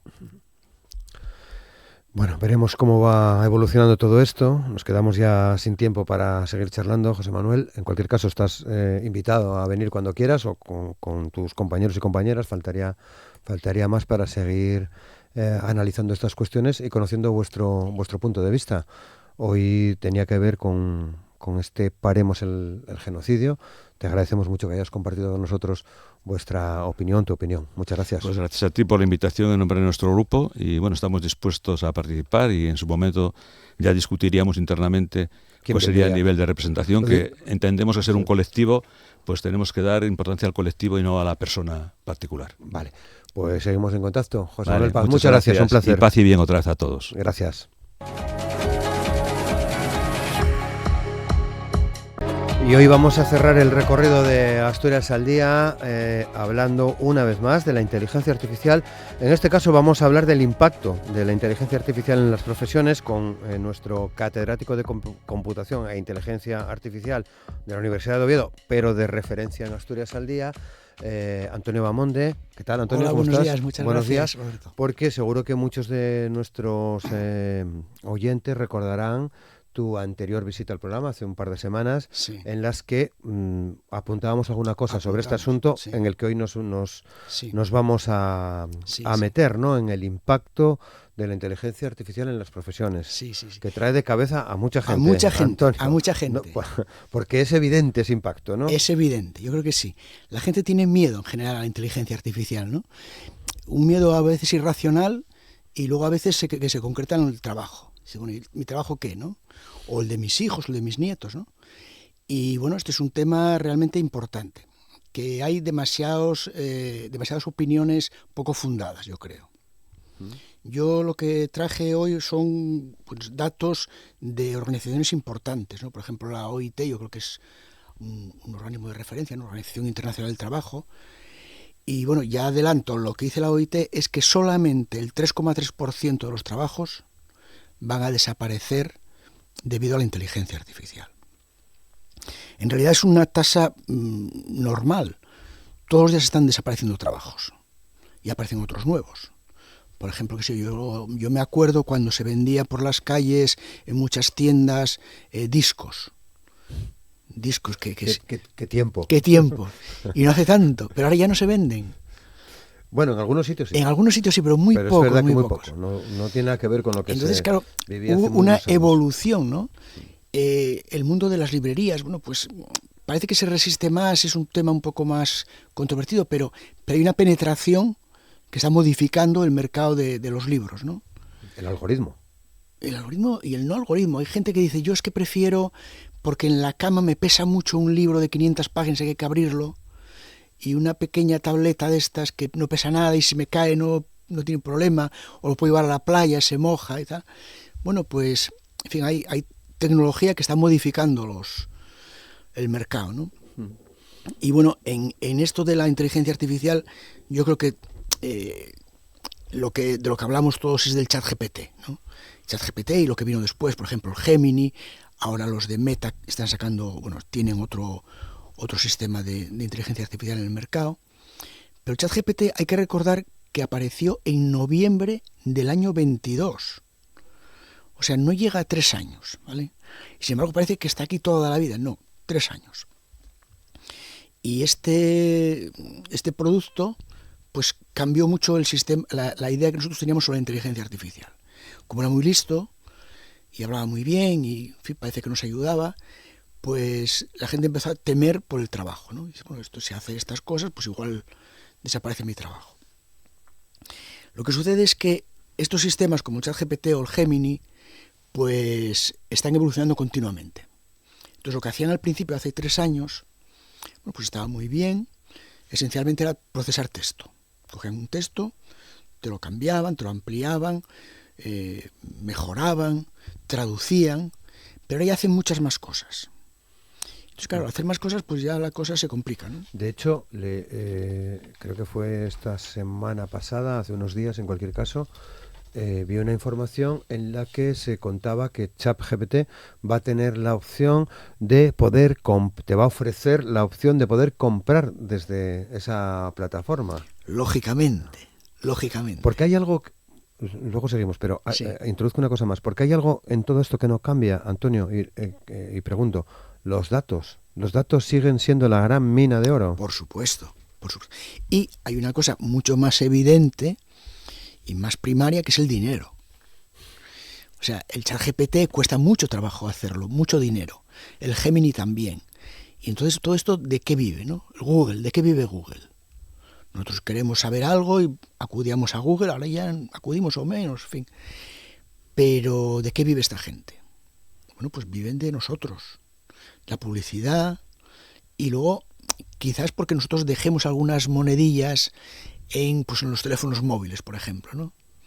Porque el producto del móvil, la última generación, pues ya hace no sé qué historia que no hacía la anterior, y entonces es más listo y te conecta mejor con el correo electrónico y además con los mensajes y bueno, todo ese tipo de cosas, ¿no? Entonces, bueno, es el dinero.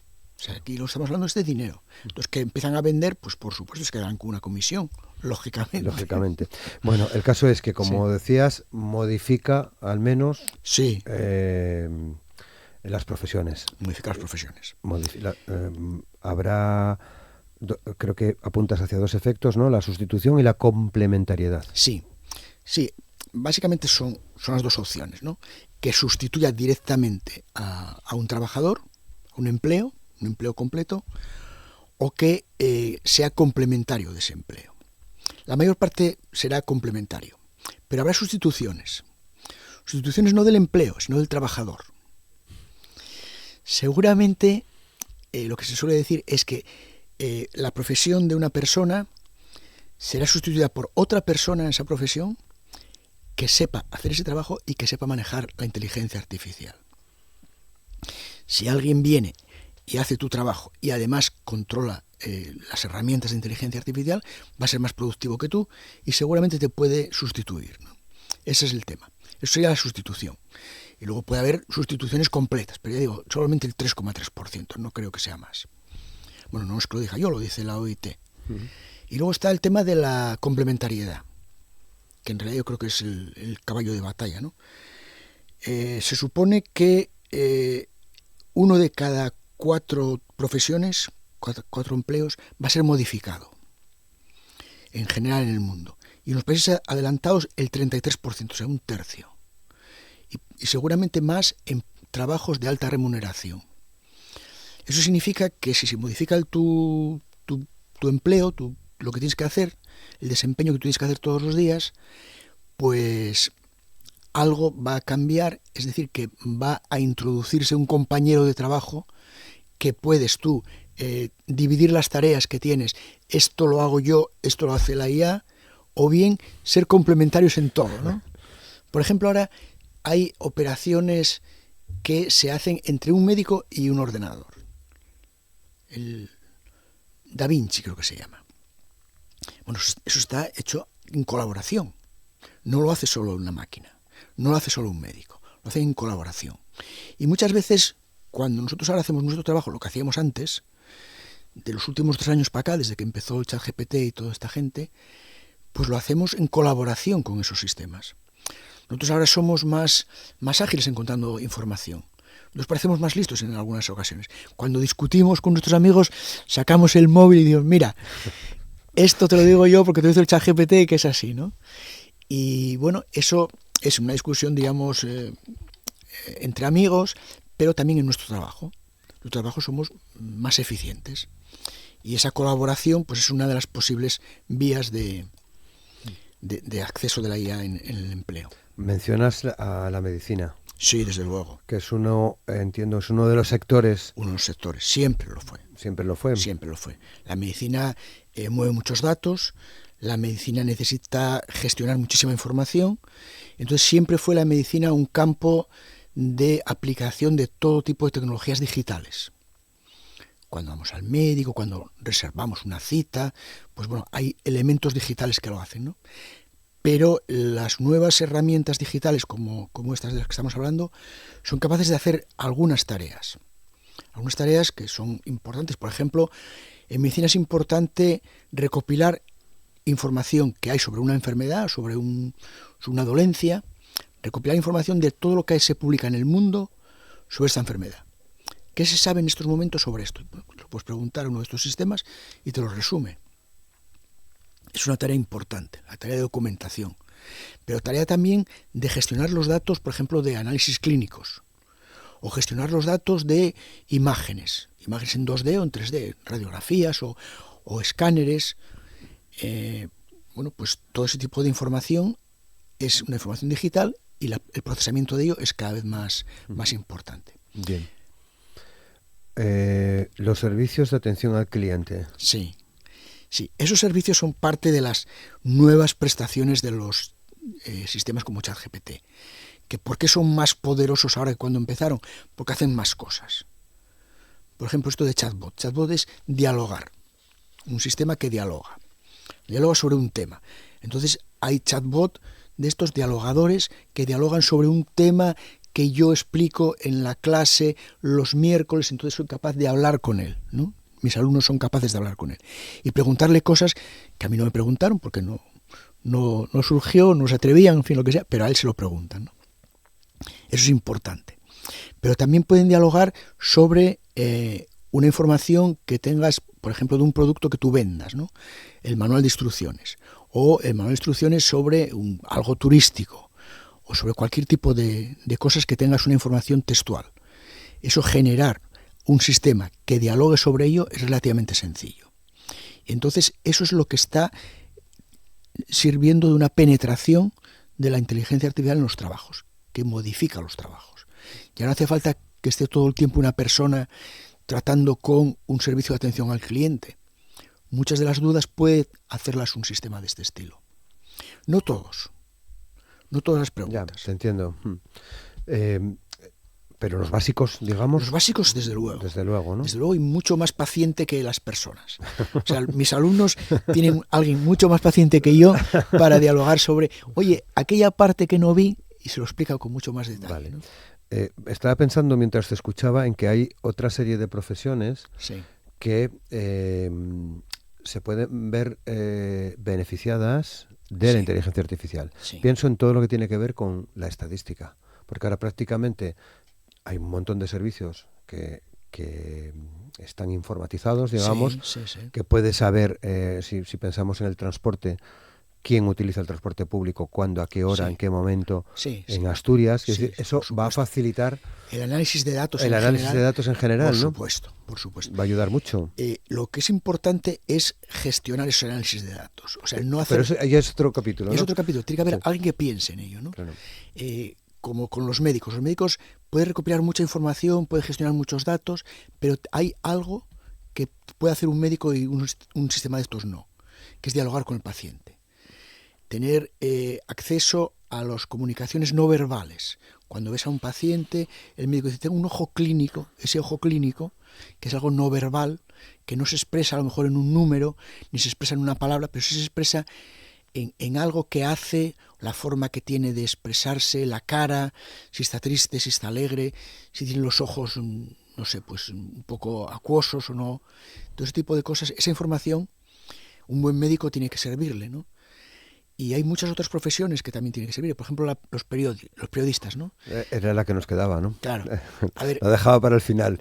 Tú puedes recopilar muchísima información, amontonarla en montones muy, muy bonitos, pero tú tienes que gestionar cómo se mezcla todo eso. Y dar el espíritu crítico y dar el sentido ético a lo que tú quieres contar. Pero la información que te la recopila uno de estos, pues claro que sí. Bueno, eso ya lo hacemos prácticamente Ya lo hacemos todos los días, a diario, claro, ¿no? Claro. Lo que pasa es que antes no lo hacíamos así, lo hacíamos de una manera mucho más rudimentaria, teníamos peor acceso a la información, no nos acordábamos de tal cosa. Bueno, hace tiempo pues teníamos que ir a las bibliotecas. Mis alumnos no saben lo que es una biblioteca prácticamente. Creen que es una librería, porque lo dicen en inglés. Una librería es un conjunto de programas que utilizan para hacer otros programas. Pero no. Una biblioteca o una librería es donde hay libros, que en papel y... Efectivamente. Bueno, claro, mencionamos a la medicina, la atención al cliente, el periodismo, Sí. pero la inteligencia artificial va a tener una influencia mucho mayor, prácticamente en todo, ¿no? Prácticamente en todo. En todas las profesiones. Sí. Y esto no quiere decir que se pierdan puestos de trabajo, aunque algunos se perderán, como Algunos, bien decías. Algunos se perderán, desde luego, y muchos se van a transformar. Claro. En los países avanzados mucho más. ¿Va a influir en la calidad de los empleos? Va a influir en la calidad de los empleos. ¿Por qué? Porque si hay determinadas tareas dentro de una profesión que se pueden automatizar por nuestros sistemas, entonces el trabajador pues tiene dos opciones. O tiene que mirar para ello y diríamos hacer una supervisión para vigilar que aquello vaya bien, que lo debe hacer, pero por otra también ese trabajador pues a lo mejor mientras que el sistema está haciendo algo, él puede hacer otra cosa. Y entonces en lugar de haber dos trabajadores para hacer una tarea, pues a lo mejor con uno es suficiente. Por ejemplo, que sea el mundo más próximo a mi trabajo, el mundo del programador de ordenadores. Tienes que programar ordenadores, pero muchas tareas las hace ya el ordenador, estos sistemas.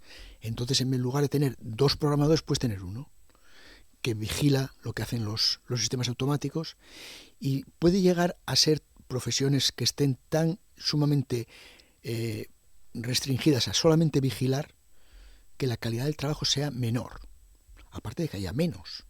Pero es verdad también que van a surgir nuevas profesiones, ¿no? Había trabajos hace 10 años, o hay trabajos ahora que hace 10 años no sabíamos que existían. Por ejemplo, el Big Data, o el manejar drones para gestionar problemas de agricultura. Esas profesiones no existían antes, porque no existían esas tareas, ¿no? Entonces nuevas tareas van a surgir, porque históricamente así fue, ¿no? Y entonces, bueno, confiamos en que eso suceda. Pero desde luego todas se van a transformar, prácticamente todas. Ya se está transformando, ¿no? Porque esto es verdad que va a una velocidad muy grande. Todas las semanas se está cambiando, cada vez hay nuevos tipos de cosas que pueden hacer esos sistemas. Antes hacían cosas de un solo paso. Metías una pregunta, te respondían, mejor o peor, más bien mejor, pero pueden hacer varios pasos. Te responden y además buscan en no sé dónde y además lo mezclan con no sé qué cosa y entonces te clasifican y te responden. Claro, te responde dándote 2 opciones ya, por lo menos. Por lo menos. Me pasó ayer, buscando una cosa de música. ¿eh? Bueno. Te puedes referir a o te puedes referir a otro. Por ejemplo. No, es esto otro lo que me refiero. Sí. Ya, claro, y avanzamos. Esos 2 pasos parece una tontería, pero es muy importante, ¿no? Que antes eran sistemas simplemente de un paso y ahora ya son de varios pasos. Claro. Eso abre el abanico de posibilidades de una manera muy grande, muy grande. Bueno, ¿qué referencias podemos dar para quien esté interesado en profundizar un poco más en todo esto? Sí. Bueno, yo creo que el informe al que me refería antes de la Organización Internacional del Trabajo, el OIT, que publicó un estudio en mayo de este año, mayo del 25, que es Generative AI and Jobs, inteligencia artificial generativa y empleos. Es una versión aumentada y corregida de otros que publicó hace 2 años. Claro, ¿por qué lo cambió? Porque trabaja en un entorno que es distinto, ¿no? En el año 23 las prestaciones eran distintas de las que son hoy en día. Bueno, y parece un tiempo más o menos prudencial para ver cómo se asientan, ¿no? Sí, pero por ejemplo hay profesiones que no cambian tanto en 2 años, ¿no? El escanciador de sidra, pues seguramente, bueno, pues hace 2 años y ahora... Va a seguir siendo manual. Va a seguir siendo manual. Me parece. Pero en general, desde el punto de vista global, sí que es verdad que hubo una modificación importante. Entonces esto. Y luego hay otras publicaciones, por ejemplo, la Fundación Telefónica con la Fundación Santillana publicó en este año, en el 25, un trabajo que es traducción de otro trabajo en inglés que habla sobre la educación y la era de la inteligencia artificial. De eso ya hablamos otro día, pero tiene un apartado, un capítulo dedicado a las profesiones.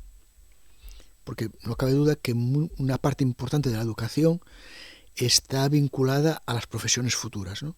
Si las profesiones estas no van a existir, pues a lo mejor no hay que enseñar a hacer algo que no va a existir. Pues a lo mejor que se iba a vender discos de vinilo, pues a lo mejor hacen falta menos trabajadores. Algunos sí, pero menos, ¿no? Algunos sí. Algunos es necesario. Por supuesto. Algunos es necesario. Por supuesto. Desde luego que sí. Bueno, que hay que estar... seguiremos profundizando en futuros programas, pero hay que estar un poco atento a todo esto.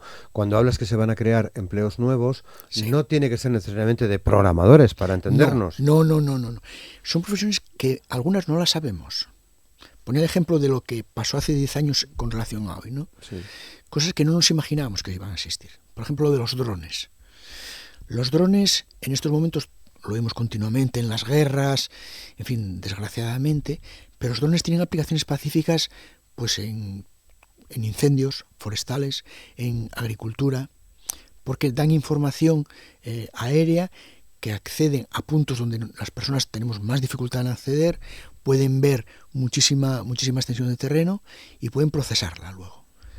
Bueno, eso antes no existía, por tanto no existía la profesión de conductor de drones o procesador de la información de un dron, ¿no? Ese tipo de prestaciones nuevas pues surgen porque hay nuevas posibilidades. Claro. Por lo tanto, nuevas especialidades, por ejemplo, en el caso de la educación. Por ejemplo. Estos días también surgía, una vez más, el tema de los coches autónomos. Bueno, pues los coches autónomos que están ahí, por ejemplo en Estados Unidos, en muchas ciudades, aquí todavía no, pero en fin, llegarán. Pues esos coches hay que repararlos, hay que ponerlos a punto, hay que cambiarles las bujías, hay que cambiarles algo que llevan ahí dentro que no son las bujías ni son las ruedas, ¿no? Cada vez menos. Cada vez menos. Estoy muy sensible con ese tema. Sí, ¿eh? Sí. Estoy muy porque es verdad que también a la mecánica tradicional ha llegado ya desde hace tiempo, ¿no? En los coches efectivamente hay un componente electrónico muy importante en la mayoría de los modelos. Sí, ¿no? Y ya en los eléctricos mucho más. Y en los eléctricos mucho más, claro. Es evidente. Y ya en los autónomos, pues ya completamente, ¿no? Bueno, pues hoy lo dejamos aquí. Muy bien. Pero ya pensamos en otro asunto para dentro de unos días, si te parece, Antonio. Perfecto. Muchas gracias, Roberto. Un placer tenerte con nosotros. Igualmente. Suerte, buen día.